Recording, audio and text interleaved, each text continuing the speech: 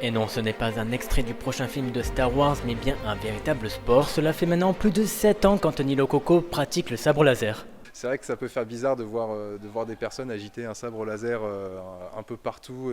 Généralement, quand les personnes se moquent, on les invite à venir essayer et elles se rendent compte qu'effectivement c'est un vrai sport. Il y a de la technique, il faut de l'endurance, il faut un minimum de souplesse, il y a du cardio à avoir aussi, comme n'importe quel sport en fait. Et si Anthony s'y connaît si bien, c'est parce qu'il a pu déjà remporter 2 championnats.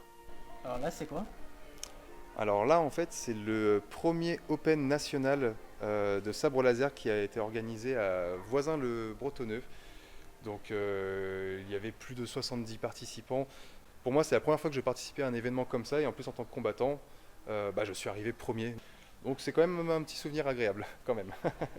Voilà. Depuis l'arrivée de ce sport en 2016 en France, les adeptes s'entraînent avec des sabres spéciaux.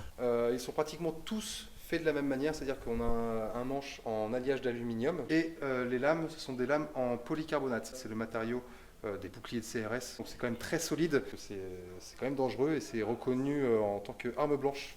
Et cette passion de l'art martiaux, Anthony a choisi de la partager en donnant des cours. Avec une vingtaine de débutants, il réalise plusieurs exercices pour maîtriser cette Alors arme. là, on travaille sur le développement de l'instinct de survie, sinon dans l'univers Star Wars, on travaille la force.